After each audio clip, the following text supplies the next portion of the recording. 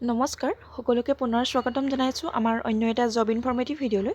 আজিৰ ভিডিঅ'টোত আপোনালোকৰ বাবে খুবেই এটা ভাল খবৰ লৈ আহিছোঁ। যিসকলে এটা জবৰ বাবে ইণ্টাৰেষ্টেড হয় আৰু যিসকলে এটা জবৰ বাবে প্ৰয়োজন বোধ কৰি আছে তেওঁলোকৰ বাবে খুবেই এটা ভাল খবৰ লৈ আহিছোঁ। আপোনালোকে যদি বন্ধন বেংকৰ জব কৰিব বিচাৰে তেনেহ'লে আপোনালোকৰ বাবে খুবেই এটা ভাল খবৰ। ইয়াতে আমি বন্ধন বেংক ৰিক্ৰুইটমেণ্ট 2025ৰ এটা নটিফিকেশ্যন লৈ আহিছোঁ। তাতে আপোনালোকে জানুৱাৰী মাহ পৰ্যন্ত ইয়াতে এপ্লাই কৰি থাকিব পাৰিব। যোনসকল এলিজিবল আৰু ইণ্টাৰেষ্টেড হয় সকলোৱে এপ্লাই কৰি ল'ব পাৰিব। ইয়াতে আপোনালোকে 8,300+ ভেকেঞ্চি দেখিবলৈ পাব। নিজৰ এৰিয়াতে আপোনালোকে পোষ্টিং লাভ কৰিব পাৰিব এই ৰিক্ৰুইটমেণ্টৰ বাবে। যদি আপোনালোক ইণ্টাৰেষ্টেড আৰু এলিজিবল হয় সকলোৱে এপ্লাই কৰিব পাৰিব। গতিকে ভিডিঅ'টো শেষলৈকে চাই থাকক। আৰু যদি আমাৰ চেনেলটোলৈ প্ৰথমবাৰৰ বাবে ভিজিট কৰিছে তেনেহ'লে চেনেলটো ছাবস্ক্ৰাইব কৰি কাষতে থকা বেল আইকনটো প্ৰেছ কৰি ৰাখিব এনেধৰণৰ জব ইনফৰ্মেটিভ ভিডিঅ'সমূহৰ নটিফিকেশ্যন প্ৰতিদিনে লাভ কৰিবলৈ। তেনেহ'লে আহক দেৰি নকৰি আমি বন্ধন বেংক ৰিক্ৰুইটমেণ্ট 2025ৰ এটা অভাৰভিউ চাই লওঁ আৰু সকলোখিনি ডিটেইলছ জানি লওঁ।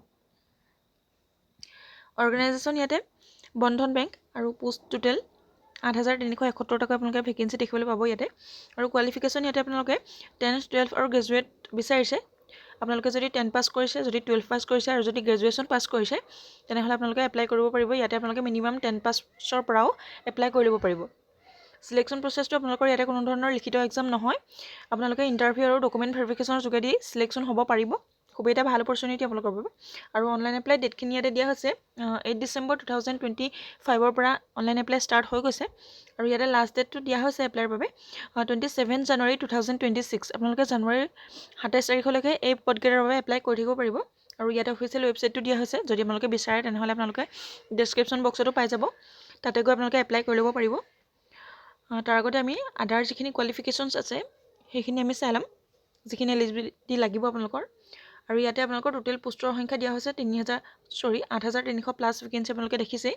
আৰু বিভিন্ন ধৰণৰ পোষ্ট যিহেতু মুকলি হৈছে ইয়াতে পোষ্টসমূহৰ নাম দিয়া হৈছে customer care executive, sales manager, cluster head, executive assistant, loan officer, branch banking officer, business development executive, office assistant, office boy, collection executive, door banking officer, bank clerk, data analyst, field executive, business manager, phone banking officer, assistant manager services, recovery officer, credit executive. এনেধৰণৰ আপোনালোকে বিভিন্ন ধৰণৰ পদ ইয়াতে দেখিবলৈ পাব।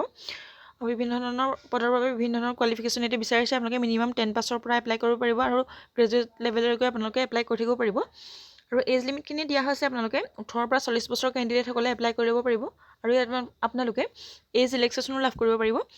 OBC MOBCৰ বাবে 3 বছৰকৈ, SC STৰ বাবে 5 বছৰকৈ আৰু PWD কেণ্ডিডেট যদি আছে তেওঁলোকৰ বাবে 10 বছৰকৈ এটা ৰিলেক্সেশ্যন আপোনালোকে লাভ কৰিব পাৰিব। এডুকেশ্যন কোৱালিফিকেশ্যনৰ কথা কোৱা হৈছে আপোনালোকে 10th, 12th আৰু গ্ৰেজুৱেট পাছ কৰাসকলে এপ্লাই কৰি ল'ব পাৰিব। যিকোনো ডিচিপ্লিনত যদি গ্ৰেজুৱেট পাছ কৰিছে তেতিয়া আপোনালোকে এপ্লাই কৰিব পাৰিব। আৰু পে' স্কেলটো ইয়াতে এক্সপেক্টেড দিয়া হৈছে 28,000ৰ পৰা আপোনালোকে 64,500 পৰ্যন্ত চেলাৰী লাভ কৰিব পাৰিব পাৰ মান্থ।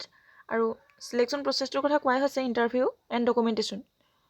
আপোনালোকৰ ইয়াতে লিখিত এক্সাম নহয়, খুবেই এটা ভাল অপৰচুনিটি আপোনালোকৰ বাবে। আপোনালোকৰ প্ৰথমতে ইণ্টাৰভিউ হ'ব আৰু ডকুমেণ্ট ভেৰিফিকেশ্যনৰ যোগেদি আপোনালোকৰ চিলেকশ্যন প্ৰচেছটো হ'ব ইয়াত। আৰু এপ্লিকেশ্যন ফিজৰ কথা কোৱা হৈছে ইয়াতে আপোনালোকৰ কোনো ধৰণৰ এপ্লিকেশ্যন ফিজ নাই। আপোনালোকে যিকোনো কেটেগৰীৰ কেণ্ডিডেটে এপ্লিকেশ্যন ফিজ নোহোৱাকৈ ইয়াতে এপ্লাই কৰি ল'ব পাৰিব। হাউ টু এপ্লাইৰ ক্ষেত্ৰত ক'বলৈ গ'লে আপোনালোকে যিহেতু অনলাইন মাধ্যমেৰে এপ্লাই কৰিব লাগিব সেইবাবে আপোনালোকে যিটো ইয়াৰ অফিচিয়েল ৱেবছাইট আছে তাতে গৈ আপোনালোকে এপ্লাই কৰি ল'ব পাৰিব। মই ডেছক্ৰিপশ্যন বক্সত আপোনালোকৰ বাবে এপ্লাই লিংকটো দি দিম, তাতে গৈ আপোনালোকে এপ্লাই কৰি ল'ব পাৰিব। আৰু যদি ভিডিঅ'টো শেষলৈকে চাই আছে তেনেহ'লে ভিডিঅ'টো লাইক কৰিবলৈ নাপাহৰিব। আৰু চেনেলটোৰে প্ৰথমবাৰৰ বাবে অহাসকলে চেনেলটো ছাবস্ক্ৰাইব কৰি ৰাখিব এনেধৰণৰ ইনফৰ্মেটিভ ভিডিঅ'সমূহৰ নটিফিকেশ্যন প্ৰতিদিনে লাভ কৰিবলৈ। ভিডিঅ'টো শেষলৈকে চাই থকাৰ বাবে বহুত বহুত ধন্যবাদ।